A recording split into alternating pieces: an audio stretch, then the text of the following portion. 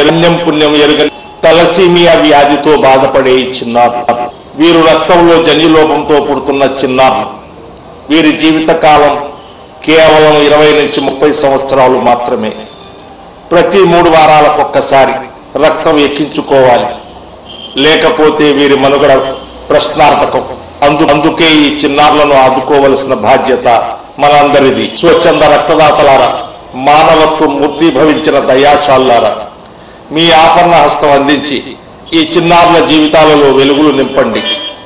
ఎరుగని పసిపాప, రక్తంలో జనులోపంతో పుడుతున్న చిన్నారు, అమ్మఒడిలో హాయిగా ఆడుకోవలసిన వయస్సులో ఈ జబ్బేమిటో, ఈ బాధలేమిటో, బడికి వెళ్ళవలసిన వయస్సులో బ్లడ్ బ్యాంకుల చుట్టూ తిరగవలసిన పరిస్థితి, చాక్లెట్లు చప్పరించవలసిన నోటితో చేదు మందులు మింగవలసిన పరిస్థితి, రక్తం ఎక్కించిన ప్రతిసారి పసిపాపలు సిరలు అందక ఉక్కిరి బిక్కిరి అయ్యే పరిస్థితి.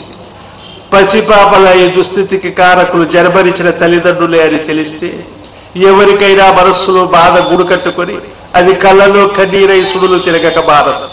అభవశుభం తెలియని పిల్లలకు ఈ కష్టాలెందుకు?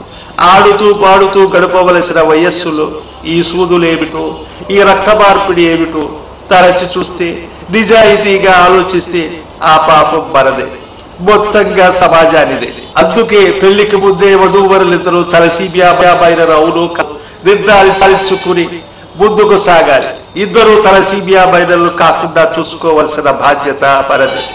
లేకపోతే మనం ఈ చిన్ని పొరపాట్లే పసిపాపల జీవితాలకు శాపమై వారి నిండు నూరేళ్ల జీవితం అర్థంతరంగా ముగింపవలసిన పరిస్థితి ఏర్పడుతుంది.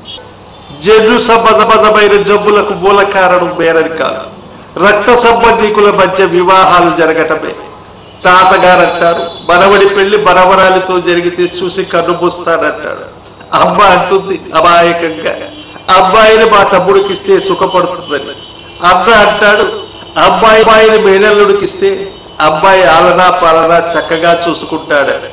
చూశారా, వీళ్ళంతా అమాయకులు అనుకోవాలా? లేకపోతే పసిపాపల జీవితాన్ని పడంగా పెట్టి తమ ఆలోచనలకు రూపమిస్తున్న అవకాశవాదులు అనుకోవాలా?